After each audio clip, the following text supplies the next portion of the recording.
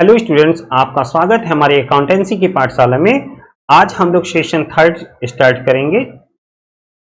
Session one में हमने कुछ मल्टीपल चॉइस क्वेश्चंस सॉल्व किए थे जो कि आपके टर्म वन बोर्ड एग्जामिनेशंस और कॉम्पिटिटिव एग्जामिनेशंस के लिए इम्पोर्टेंट थे। सेशन टू में हमने इसका थ्योरी पार्ट डिस्कस किया था जो कि टर्मोलॉजी के पॉइंट ऑफ व्यू से बड़ा ही इम्पोर्टेंट रहा, और आप जो है इसके बेस पर क्वेश्चन को, मल्टीपल चॉइस क्वेश्चंस को आप आसानी से सॉल्व कर सकते हैं। केस स्टडी बेस्ड क्वेश्चन भी इस थ्योरी पार्ट से आप सॉल्व कर सकते हैं। तो ये चीजें थी, लेकिन आज का सेशन थर्ड जो है ये मल्टीपल चॉइस, केस स्टडी और असर्टेशन एंड रीजंस रिलेटेड क्वेश्चंस जो कि टर्म वन एग्जामिनेशंस में आना है और फ्यूचर में आपके कॉम्पिटिटिव एग्जाम्स के लिए भी इम्पोर्टेंट हो सकते हैं। तो हम लोग इन क्वेश्चंस को बहुत ध्यानपूर्वक जो है देखते हैं और इसके बाद में इनकी टेक्निक सीखते हैं कि जिससे हम बोर्ड में अपने आप को, आपके टर्म वन एग्जामिनेशंस में बहुत अच्छे तरीके से अपने आप को प्रेजेंट कर सकें और 100% मार्क्स स्कोर कर सकें। तो स्टार्ट करेंगे हम लोग टर्म वन के लिए कुछ क्वेश्चंस। फर्स्ट क्वेश्चन हमारा केस स्टडी बेस्ड क्वेश्चन है। स्टूडेंट्स, पहले हम क्वेश्चन को बहुत केयरफुली रीड करेंगे। अगर हमें एक बार में क्वेश्चन समझ आ जाता है तो बहुत अच्छी बात है, लेकिन हमें एक बार से ज्यादा, 2 बार 3 बार क्वेश्चन एटलीस्ट रीड करना चाहिए, जैसे कि उसके कंटेंट्स हमारे माइंड में सेट हो जाएं और हमारे जो मिस्टेक्स होने वाली हैं वो मिस्टेक ना हो सके। तो इसलिए हमें क्वेश्चंस को कई बार रीड करना चाहिए। क्लास हम लोग शुरू करते हैं। Direction: read the following case study and answer question number 1 to 5 on the basis of the same. Question start होता है। On 1st April 2017, X Limited purchased a machinery of rupees 12 lakh and same year a new machinery purchased rupees 5 lakh as stated 1 January 2018. 1st October 2019, a part of machinery purchased on 1st April 2017 for rupees 2 lakh was sold for rupees 50,000. The company has adopted reducing balance method at the rate of 10% per annum. Books are closed 31st March every year. You are required to answer the following questions. Students, हमने questions को read कर लिया है। एक बार हम लोग thoroughly questions को और रीड करेंगे। 1 अप्रैल 2017 को एक्स लिमिटेड ने एक मशीनरी परचेज की है 12 लाख की, और सेम ईयर में उन्होंने एक नई मशीनरी 5 लाख की परचेज की है जिसकी डेट है 1 जनवरी 2018। 1 अक्टूबर 2019 को फर्स्ट मशीनरी का एक हिस्सा है जो कि सेल कर दिया गया है 2 लाख रुपए का। 2 लाख रुपए का जो पार्ट था उसको सेल किया है 50,000 का। Company has adopted the reducing balance method. Company ने रिड्यूसिंग बैलेंस मेथड से डेप्रिसिएशन चार्ज किया है। बुक्स हमारी 31 मार्च को क्लोज होती हैं। आपको आंसर देना है क्वेश्चंस का। तो student, what is the balance carried in the machinery account in March 2018? 2018 में आपका क्या बैलेंस कैरिड होगा, तो हम लोग सॉल्व करके देखेंगे। मशीन को हम लोग जो है 3 पार्ट्स में डिवाइड कर लेते हैं। पहला पार्ट हमारा है 12 लाख रुपए का, क्योंकि मशीनरी की जो हमने परचेजिंग की है 1/4/17 को परचेज किया है 12 लाख रुपए का। एक पार्ट इसका कर लेते हैं 10 लाख रुपए का, और दूसरा पार्ट हम इसको सॉल्व कर लेते हैं 2 लाख। अब हम देख रहे हैं 10 + 2 करेंगे 12 लाख रुपए हमें फाइनली मिल गया। डेप्रिसिएशन की बात करें तो डेप्रिसिएशन एंड ऑफ ईयर लगाएंगे, तो 12 लाख का 10% 1,20,000 रुपये। 12 लाख से 1,20,000 माइनस करिए तो 10,80,000 रुपये ये हमारा बैलेंस बच गया, और ये डेट हमारी है 1/4 18, it means next financial year हमारा अकाउंट ओपन होगा, उस समय 10,80,000 रुपये हमारे पास बैलेंसेस आएंगे। अब बात करते हैं सेपरेट सेपरेट करके। 10 लाख वाली मशीन पर डेप्रीशिएशन चार्ज करेंगे पूरे साल के लिए, तो ये हमारा आ जाएगा 1 लाख रुपये। 10 लाख से 1 लाख माइनस करेंगे तो ये स्टूडेंट्स 9 लाख रुपये हमें एंड ऑफ फाइनेंशियल ईयर मिल गया। अब हम पार्ट मशीन की बात करें, 2 लाख का है तो 2 लाख का 10% 20,000, 2 लाख माइनस 20 इक्वल टू 1,80,000। अब हम लोग चेक करना चाहें, अपने आप को चेक भी कर सकते हैं। 10 लाख और 2 लाख मिलाकर के 12 लाख है, 1 लाख प्लस 20,000 मिलाकर के 1,20,000 है, 9 लाख प्लस 1,80,000 मिलाकर के 10,80,000 है। इट मीन्स हमारे पास 1,418 को ये बैलेंसेस बचे हैं, ये ओपनिंग बैलेंस है, ये नेक्स्ट फाइनेंशियल ईयर के लिए। अब डेप्रीशिएशन हम नेक्स्ट ईयर चार्ज करेंगे। जब डेप्रीशिएशन चार्ज करते हैं तो 10,80,000 का तो ये 1,08,000 10,8,2 एंड 8,7 ये 7 बचा, 10,1,9। तो ये हमारे पास जो बैलेंसेस बच रहे हैं ये 9,72,000 रुपीज ये हमारा बैलेंस बच रहा है। ये हमारा बैलेंस है 1,419। अब बात करें 9 लाख का, तो 9 लाख का रिड्यूसिंग बैलेंस मेथड है, इसलिए 90,000 आ गया। तो 9 लाख माइनस 90,000 इक्वल टू 8,10,000। ये मशीन जो है हमारे रिमेन है, ये मशीन सेल नहीं हो रही है, बट ये मशीन का हिस्सा जो 2 लाख वाला है ये सेल हो जाएगा। अभी हम लोग देखेंगे। तो 1,80,000 का ये हम सॉल्व करते हैं तो ये 18,000 आ गया। तो 1,80,000 इट मीन्स 1,62,000 रुपये ये हमारे बैलेंस बच गए। अब देखना ये है कि मशीन को हम सेल कर रहे हैं किस डेट में। ये 1 अप्रैल 17 को ये मशीन परचेस की गई थी और आपसे बोला गया है 1 अक्टूबर 2019 को। इट मीन्स 1/10/19 को हम मशीन सेल कर रहे हैं। तो सेल करने पर डेप्रीशिएशन हमारा आ जाएगा 16,200 रुपये, 10% हुआ पूरे साल का। जब हाफ ईयर का करेंगे तो 8,100 आ जाएगा, ये मशीन का डेप्रीशिएशन है। इसके बाद में नेक्स्ट ईयर जब बात करेंगे, सॉरी सेल की बात करेंगे, तो सेल वैल्यू हमारी है 50,000 रुपये। अब इनको फाइनली 50,000 प्लस 8 58,000 1,62,000 से हम इसको लेस कर लेंगे। तो लेस करने पर हमारे पास वैल्यू जो आएगी 1,03,900। किस तरीके से है, 1,62,000 माइनस 8,100 माइनस 50,000। तो ये हमारी रिमेन वैल्यू है और ये एक तरीके से हमारा लॉस है। तो स्टूडेंट्स हमने फॉर्मेट क्वेश्चंस का बना लिया है और क्वेश्चंस को अच्छे से समझ भी लिया। आप किसी भी तरीके का क्वेश्चन पूछा जाएगा तो हम इजीली आंसर दे सकते हैं। तो हमारा क्वेश्चन फर्स्ट है, what is balance carried in the machinery account in March 2018। 2018 में हमारे पास क्या वैल्यू जो है बचती है, तो इस पर बात करेंगे।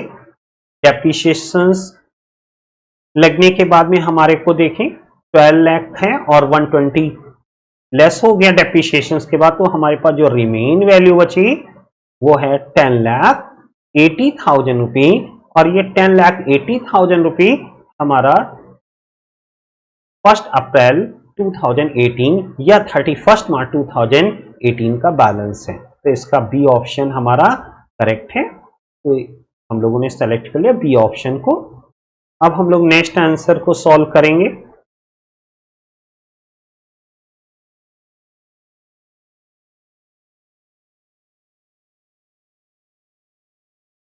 नेक्स्ट क्वेश्चन हमारा है what is depreciation value at the end of 31 मार्च 2018। तो 31 मार्च 2018 को हमारा डेप्रिसिएशन कितना रहा, तो हम लोग कैलकुलेट करते हैं। तो पहला डेप्रिसिएशन हमारे को जो मिला वो 1 लाख का है और दूसरा डेप्रिसिएशन 20,000 का है। तो 1 लाख प्लस 20,000 को हम सम करते हैं। 1 लाख रुपये हमारी कंप्लीट वैल्यू हो गई जो कि मशीन सेल नहीं हो रही है। 20,000 रुपये हमारी वैल्यू ये पार्ट ऑफ मशीनरी के। तो टोटल जब सम करेंगे तो 1,20,000 रुपये ये हमें मिल गया। तो इसका बी आंसर हमारा करेक्ट है। क्वेश्चन नंबर 3 है what is depreciation value of the machinery at time of sale which was bought 1/4/2017 at ₹2 lakh. Questions को एक बार फिर समझते हैं। What is the depreciation value of the machinery at the time of sale which was bought 1/4/2017 at ₹2 lakh. हमने 2 लाख रुपए की machine part machine खरीदी थी 2017 को। अब हमारे को ये बताना है कि सेल के समय आपका डेप्रिसिएशन कितना लगा। तो हम आते हैं क्वेश्चंस पार्ट पर। क्वेश्चन पार्ट में आप देखें सेल्स टाइम में ये 3 मंथ का हम लोगों ने डेप्रिसिएशन चार्ज किया जिसकी वैल्यू 8,100 रुपये है। ये यहां पर प्रेजेंट हो रही है। 8,100 रुपये जो हमारा है ये डेप्रिसिएशन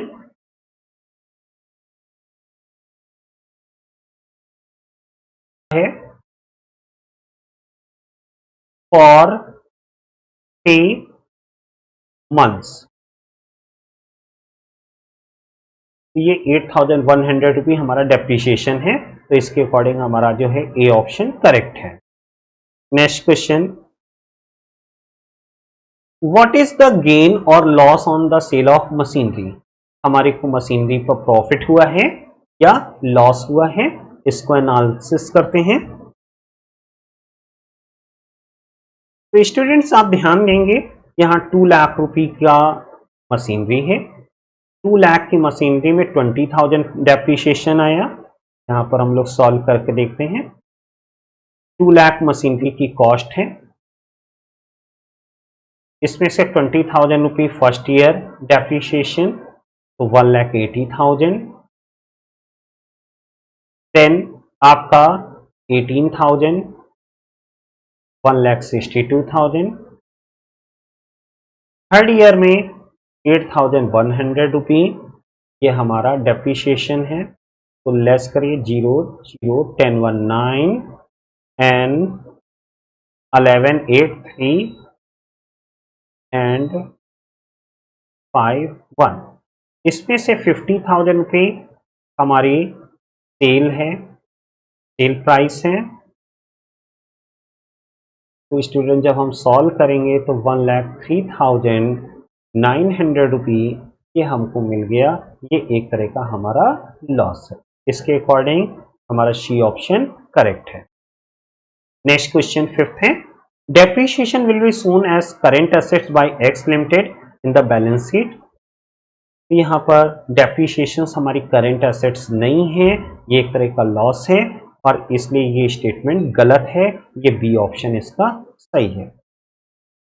स्टूडेंट्स हम लोग नेक्स्ट क्वेश्चन सॉल्व करते हैं। ये भी केस स्टडी बेस्ड क्वेश्चन है, आपके एग्जामिनेशंस के लिए अच्छा क्वेश्चन है। डायरेक्शंस हैं सेम लास्ट क्वेश्चन के तरीके से। Read the following case study and the answer the question 6 to 10 on the basis of the same. Mr. XYZ purchased a plant of ₹5 lakh on 1st April 2017 and spent ₹50,000 for installation. The salvage value of the plant after a useful life 10 years is estimated to ₹10,000. The owner of the firm has certain demands regarding the concept of depreciation. You are required to advise him regarding the same by answering the following questions. तो question हम लोग read करते हैं, question अच्छे से पढ़ लिए हैं और अब कोई प्रॉब्लम होगी फिर वंस अगेन हम क्वेश्चंस को देख लेंगे। By using which of the following statement would explain the concept of depreciation to the owner? यहाँ पर स्टेटमेंट जो गिवन है इसमें ओनर के लिए डेप्रिसिएशंस का क्या कॉन्सेप्ट यूज किया गया है? First, depreciation is a measure of wearing out consumption or other loss of value of the depreciation asset arising from use exclusions of the time obsolescence to technology and market changes. Second हमारा option है depreciation is a measure of the wearing out consumption or the loss of the value of depreciation asset arising from use of obsolescence. Third है depreciation is reduction in the value of asset and D हमारा point है none of the above. तो हम यहाँ पर देख पा रहे हैं हमारा ए स्टेटमेंट सबसे ज्यादा अच्छा है और क्यों अच्छा है इसके बारे में बताते हैं. Depreciation is a measure of wearing out. Depreciation हमेशा वियर एंड टियर के कारण होता है, कंजप्शन के कारण होता है. जब हम किसी चीज को कंटिन्यू यूज करते रहते हैं तो उसकी वैल्यू में कमी आती है. Other laws of the value of depreciation, या जो है किसी भी एसेट्स की वैल्यू में कमी हो जाना, लॉस हो जाना.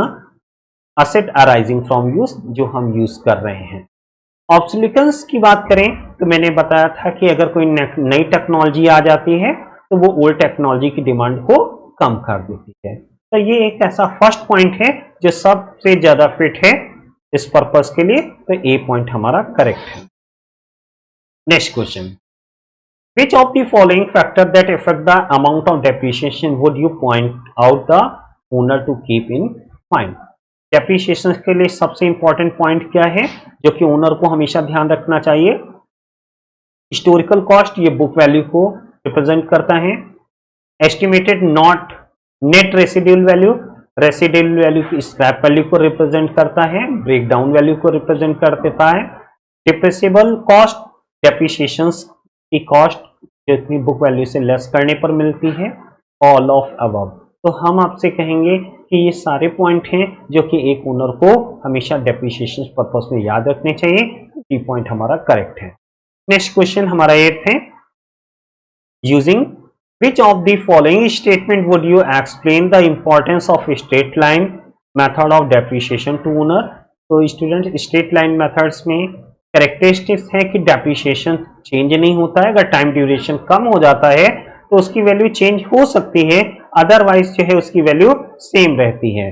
तो पहला पॉइंट है, it's result into almost equal burden on depreciation and repair expenses take together every year on profit and loss account. Depreciation और से रिलेटेड जो है और रिपेयर से रिलेटेड चीजें आती हैं और जो एवरी ईयर प्रॉफिट से लेस कर दी जाती हैं. Then income tax act accept this method for tax purpose.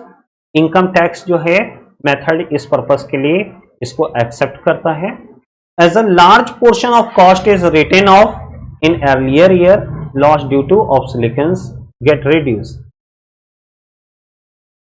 एक लार्ज पोर्शन जो है कॉस्ट रिटेन होती है अर्लियर ईयर, जो कि पिछले वर्षों में, लॉस ड्यू टू ऑब्सोलेसेंस नई टेक्निक के आने के कारण. लास्ट है, this method make it possible to distribute full depreciation cost over useful life of the assets. तो यहाँ पर ये 4th पॉइंट हमारा सही है. क्यों है? इसका फॉर्मूला मैंने स्टूडेंट्स बताया था, cost of fix asset plus expenses जो हैं उसमें से स्क्रैप वैल्यू माइनस कर देते हैं और डिवाइड करते हैं estimated life of the asset. तो हमारा डी पॉइंट इस पॉइंट ऑफ व्यू से सही है और डी हमारा आंसर करेक्ट है. नेक्स्ट क्वेश्चन, हमारा नेक्स्ट क्वेश्चन है, using which of the following statement would you explain the importance of written down value method of depreciation to owner? First point है, this method is suitable for fix asset which last for long and which require increase repair and maintenance expenses with passes of time. B, income tax act accept this method for tax purpose. As a large portion of cost is retained of earlier year, loss due to obsolescence get reduced and all of the above. तो students इसका D point सही है. क्यों सही है इस पर हम बात करेंगे. This method is suitable for fix asset. ये फिक्स असेट्स के लिए सबसे अच्छा मेथड है जो कि लॉन्ग टाइम के लिए एक्वायर की गई हैं. इनमें अक्सर रिपेयर्स वगैरह होते हैं, मेंटेनेंस होते हैं जैसे जैसे टाइम गुजरता जाता है। रिड्यूसिंग मेथड को इनकम टैक्स भी एक्सेप्ट करता है, इनकम टैक्स लॉ भी एक्सेप्ट करता है। और as a large portion of cost is return off earlier year, जितना इसमें ज्यादा से ज्यादा डेप्रिसिएशन स्टार्टिंग में होता है और धीरे धीरे वो कम होता चला जाता है। तो इस तरीके से रिड्यूसिंग बैलेंस मेथड, जिसको बैलेंसिंग मेथड के नाम से भी जानते हैं, ये आपके तीनों पॉइंट्स को करेक्ट करता है। तो डी पॉइंट हमारा सही है। Next question, what will the amount of depreciation charge annually using straight line method. इस क्वेश्चन में डेप्रिसिएशन कितना चार्ज किया गया है एनुअली, हम लोग देखते हैं क्वेश्चन पार्ट को रीड करके।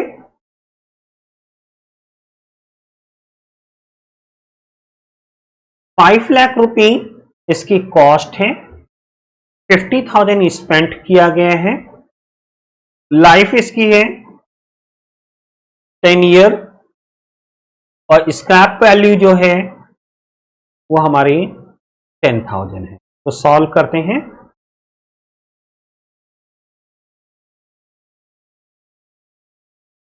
₹5 लाख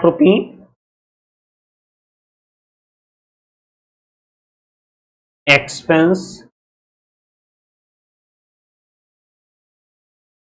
50,000 है। तो एक्सपेंस हम लोग 50,000 इसको करते हैं। स्क्रैप वैल्यू 10,000 है और टोटल लाइफ इसकी 10 है। तो 5,50,000 माइनस 10,000, तो 5,40,000 रुपये डिवाइडेड बाय 10। तो हम जो सॉल्व करेंगे तो ये हमारा 54,000 रुपये डेप्रिसिएशन आ गया। ये हमारा डेप्रिसिएशन स्ट्रेट लाइन मेथड से हमने सॉल्व करके आपको दिखा। 54,000 का करेक्ट है। नेक्स्ट स्टूडेंट्स, अब आपके एग्जामिनेशंस में असर्टेशन और रीजन बेस्ड क्वेश्चंस भी पूछे जाने लगे हैं। तो इसके कुछ क्वेश्चंस सॉल्व करते हैं जिससे आपके एग्जामिनेशंस में ऐसे क्वेश्चंस पूछे जाएं तो आपको कंफ्यूजन ना हो और आप अच्छे से आंसर दे पाएं। असर्टेशन को ए से रिप्रेजेंट किया है और रीजन को हमने आर से रिप्रेजेंट किया। हमारा क्वेश्चन है depreciation is charge against the revenue of the corresponding period and must be deducted before arriving at net profit. ये जो हमारा नेट प्रॉफिट है उससे हम डेप्रिसिएशंस को माइनस करते हैं। नेक्स्ट हमारा है रीजंस में depreciation is as much the cost of any other expense incurred in normal course of business. Depreciation जो है हमेशा नॉर्मल कॉस्ट ऑफ बिजनेस में होते रहते हैं। तो हम बात करेंगे ए और बी की। असर्टेशन ए और रीजंस आर जो है ये दोनों ही करेक्ट हैं स्टेटमेंट। तो हमारा ए ऑप्शन करेक्ट है। Both assertion A and reasons are true and reasons are is the correct explanation of assertion A. Next हम असर्टेशन बेस्ड क्वेश्चन 12 सॉल्व करते हैं। असर्टेशन को ए से डिनोट किया है और रीजंस को are. Charge depreciation is important to represent true and fair financial position. Depreciations के माध्यम से हमें ट्रू एंड क्लियर कट जो है फेयर फाइनेंशियल पोजीशन पता चल जाती है। असर्टेशन ए है। आर की बात करें रीजंस की, if depreciation on asset is not provided for then the asset will be over valued. अगर हम डेप्रिसिएशन नहीं अपने बिजनेस में करते हैं तो असेट्स की वैल्यू ज्यादा हो जाएगी। तो ये दोनों ही रीजंस हमें क्यों जो है लग रहे हैं। तो इसका answer both assertion A and reasons are true. Reasons are is the correct explanation of assertion A. ये हमारा आंसर करेक्ट है। Next question students, multiple choice question हैं, इनको हम लोग सॉल्व करेंगे। Fixed assets are subject to decline in value and this decline is technically referred to as। Fixed assets जो है उसकी वैल्यू डिक्लाइन होती, कम हो जाती है। And the decline is technically refer to, इस नाम से इसको हम जानते हैं, obsolescence, depreciation, reduction and none of this. तो इसका करेक्ट आंसर बी है, क्योंकि हम इसको डेप्रिसिएशन के नाम से जानते हैं। जब भी हम किसी फिक्स एसेट को रेगुलर या कंटिन्यूअस यूज करते जाते हैं तो डे बाय डे उसकी वैल्यू कम होती जाती है, और इस टर्म्स को हम डेप्रिसिएशन के नाम से जानते हैं। नेक्स्ट क्वेश्चन हमारा 14 है, depreciation means decline in the value of a fixed asset due to uses of asset, passes of time, obsolescence, all of these। तो हमारा डी ऑप्शन करेक्ट है। क्यों है इस पर हम बात करेंगे। Depreciation mean decline in the value of fix asset. Depreciation का मतलब है कि फिक्स एसेट्स की वैल्यू में कमी आना। यूजेस ऑफ असेट्स की बात करें, आप किसी भी असेट्स को कंटिन्यूअस यूज करते हैं तो उसके कारण उसकी वैल्यू कम हो जाती है। पासेस ऑफ टाइम, जैसे जैसे समय बीतता जाता है एसेट्स पुरानी होती जाती है और उसकी वैल्यू कम होती जाती है।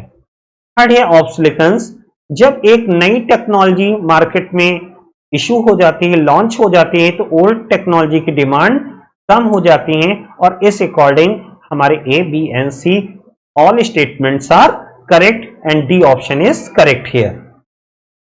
नेक्स्ट क्वेश्चन नंबर 15 है, depreciation being a charge against profit is debited to income statement or statement profit and loss। depreciation हमेशा अगेंस्ट प्रॉफिट होता है, जो कि इनकम स्टेटमेंट में, जिसको हम P&L भी बोलते हैं, उसमें डेबिट किया जाता है।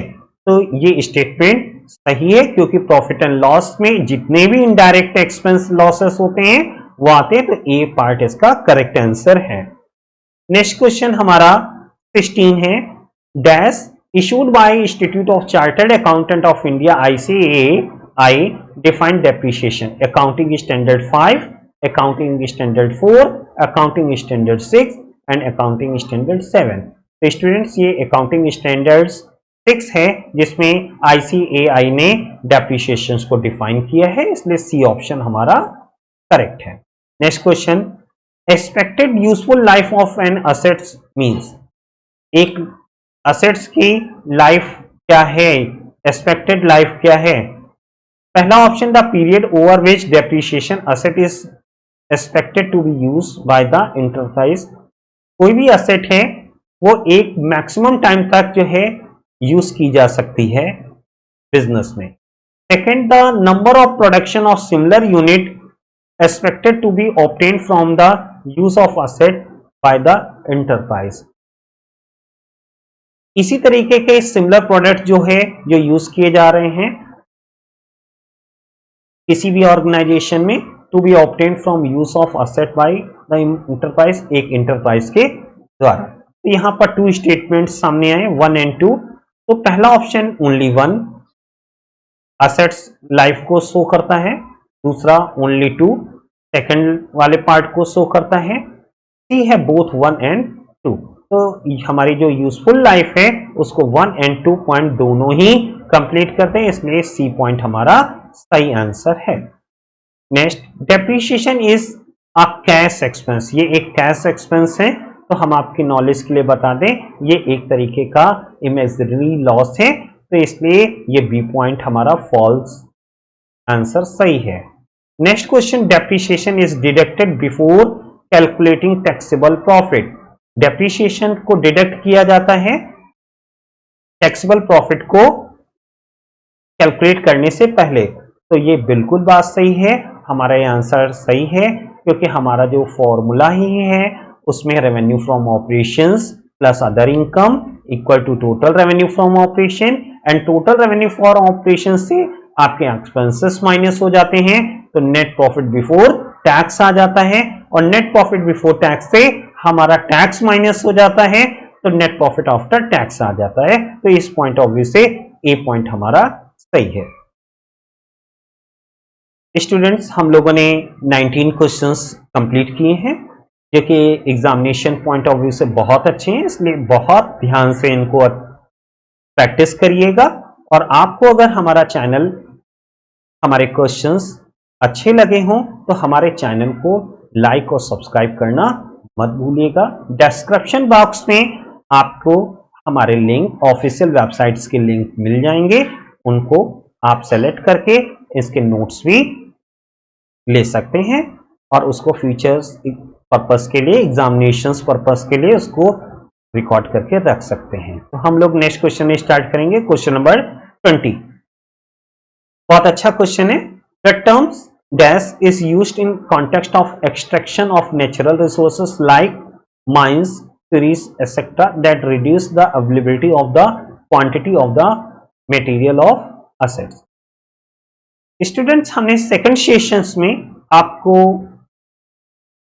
कुछ शॉर्ट नोट्स दिए थे जिससे कि आप जो है क्वेश्चंस के सॉल्यूशन को बहुत अच्छे से समझ सकें। तो इसलिए एक बार उनको फिर से रीड कर लीजिएगा, देख लीजिएगा, या आपकी प्रैक्टिस में आपको क्वेश्चन सॉल्व करने में बहुत हेल्पफुल होंगे।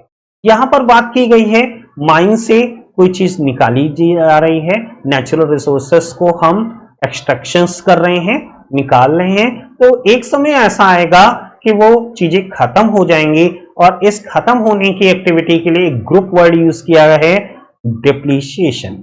ये हमारा बी पॉइंट सही है। नेक्स्ट हमारा है dash refer to writing off the cost of intangible asset like patent, copyright, trademark, franchises, goodwill which have utility for a specified period of a time. यहां पर हमारे इंटेंजिबल एसेट्स हैं जैसे patent, copyright, trademark, franchise, goodwill, ये एक specified time को से related हैं।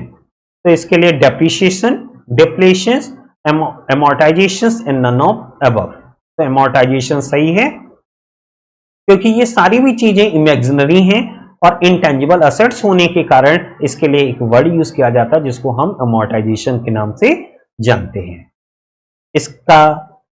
इसका क्लियर एक्सप्लेनेशन सेशन 2 के डेफिनेशंस पार्ट में हमने दे दिया है, इसलिए डेफिनेशन पार्ट को एक बार अच्छे से देख लीजिएगा। नेक्स्ट 22 हमारा है, विच of the following point out the need of for depreciations, matching of cost and revenue, consideration of tax, true and fair financial position and compliance with law.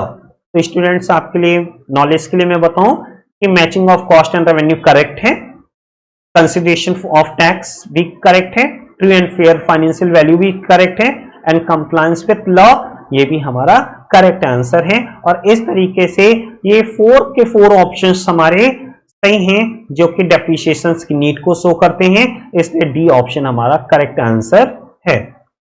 Next question 23, dash implies to an existing asset becoming out of date on account of availability of better types of assets। तो ये obsolescence, जब हम कोई नई technology को use करते हैं तो इसका रिजल्ट ये होता है कि ओल्ड टेक्नोलॉजी की डिमांड कम हो जाती है और इसको ऑब्सोलेसेंस के नाम से जानते हैं। तो ये ए पॉइंट इसका करेक्ट है। Next, obsolescence arise from factor like, obsolescence क्यों होता है? टेक्नोलॉजी चेंज से, improvement in production method, change in market demand. तो इसके लिए डी पॉइंट सही है क्योंकि ऑब्सोलेसेंस में टेक्नोलॉजी चेंज होती है, प्रोडक्शंस के रिसोर्सेस इंप्रूव हो जाते हैं और सर्विसेज भी अच्छी हो जाती है। तो इसलिए 4th पॉइंट हमारा सही है।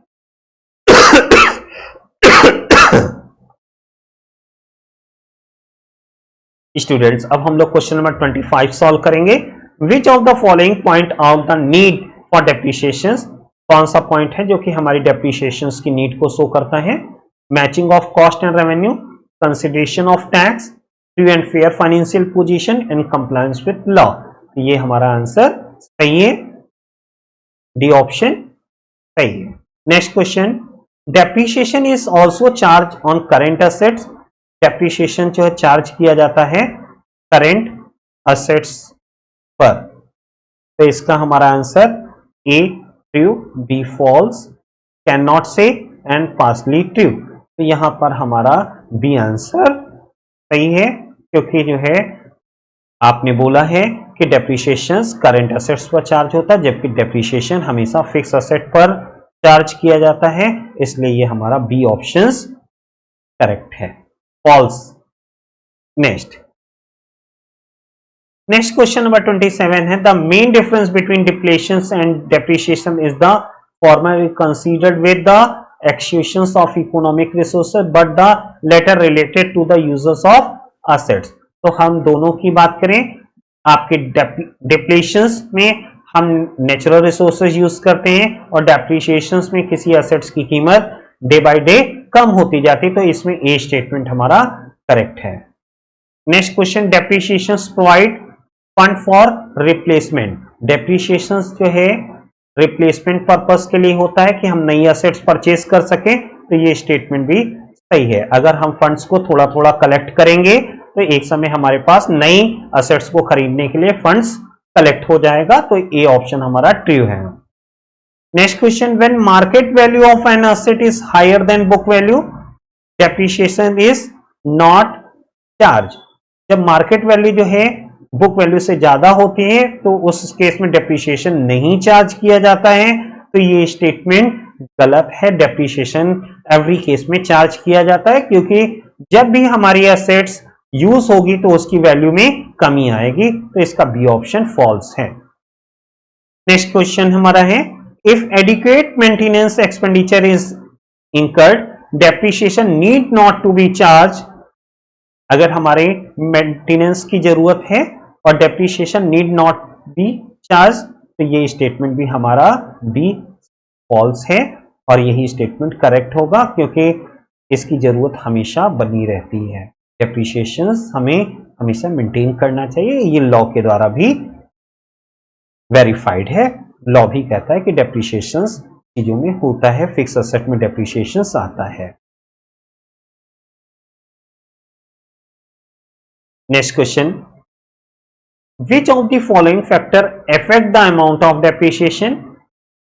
कौन सी चीजें हैं जो डेप्रिसिएशंस को जो है फैक्टर को इफेक्ट करती हैं? Cost of asset, tax rate, estimated net value, net residual value and depreciable cost. तो हम आपको बताएं, कॉस्ट असेट भी है, tax rate, estimated net residual value और डेप्रिसिएशन, ये सारी ही चीजें हैं जो कि हमें इस पर प्रभाव डालती हैं, इसलिए इसका सी ऑप्शन 1, 3 एंड 4, 1, 3 एंड 4 ये होंगे, जिसमें टैक्स की जरूरत नहीं। कॉस्ट ऑफ असेट्स से रेसिडुअल वैल्यू और डेप्रिसिएशन, ये ऐसे फैक्टर्स हैं जो कि हमारे डेप्रिसिएशंस को इफेक्ट करते हैं, तो इसलिए सी ऑप्शन हमारा करेक्ट है। Next question, which of the following gives the correct formula for calculating the original cost of an asset for depreciation. तो इसके लिए हमने आपको बताया था, original cost equal to purchase price plus freight plus installation cost. जितनी भी हमारी ये हैं इनमें एसेट्स में जुड़ जाती हैं। फॉर एग्जांपल, हम एक जो है एसी परचेज करके लाते हैं तो उसको इंस्टॉलेशंस वगैरह कराने में जो भी खर्च हुए वो भी उसमें जुड़ जाता है। फॉर एग्जांपल, एसी की कॉस्ट है 38,000 रुपए, उसमें 2,000 इंस्टॉलेशंस लग गया, 1,000 रुपए फ्रेट चार्जेस लग गए। हमारे से पूछा जाता है एसी की तो कॉस्ट क्या है, तो वो हम तीनों ही चीजें जो है उसमें प्लस करके बता देते हैं, तो ये हमारी ओरिजिनल कॉस्ट बन जाती है। तो सी ऑप्शन करेक्ट है। In case of purchase of second hand assets, original cost include initial repair cost to put the asset in workable condition. In case of purchase of second hand asset, second hand हमारी assets हैं, उसकी original cost include हो रहे repair cost to put the asset in workable condition, जो कि workable conditions को show करती है, और ये क्यों है हमारा। Next question, cash is the estimated net realizable value or sale value of the asset at the end of its useful life. इसके लिए हम एक ग्रुप वर्ड यूज करते हैं, scrap value, break down value के नाम से भी हम इसको जानते हैं, तो स्क्रैप वैल्यू हमारा करेक्ट आंसर है। लास्ट हमारा क्वेश्चन है आज के सेशन में, depreciation cost of asset is equal to, depreciation हमारे इक्वल है cost of net, cost plus net residual value, cost minus net residual value, cost minus depreciation and none of the above. तो फॉर्मूले part में मैंने second session में बताया था, cost से नेट रेसिडुअल वैल्यू हम माइनस कर दें तो हमें जो है डेप्रिसिएशन कॉस्ट पता हो जाएगी, depreciation cost of an asset equal to पता हो जाएगा। इसका बी पॉइंट सही है। स्टूडेंट्स, आपको हमारी क्लास अच्छी लगी होगी तो लाइक और सब्सक्राइब करना मत भूलिएगा। लेटेस्ट अपडेट्स के लिए आप हमारे चैनल को सब्सक्राइब कर लें, जिसमें 11th 12th और फर्दर एजुकेशंस के जो भी नोट्स हैं वो आपको टाइम टू टाइम मिलते रहें। आप हमारे टेलीग्राम चैनल्स को भी ज्वाइन कर सकते हैं। हमारी ऑफिशियल वेबसाइट www.accountancypathshala.com को लॉग ऑन करके आप जो है रजिस्टर्ड हो सकते हैं और अपने नोट्स को डाउनलोड कर सकते हैं। ब्लॉग्स के थ्रू भी आप हमारे साथ जुड़ सकते हैं। तो इस तरीके से आप हमारे साथ जुड़ करके ज्यादा से ज्यादा क्वेश्चंस को कलेक्ट कर पाएंगे और फ्यूचर्स के लिए जो है हम आपको जो लेटेस्ट अपडेट होंगे वो हम देते रहेंगे। Thank you class.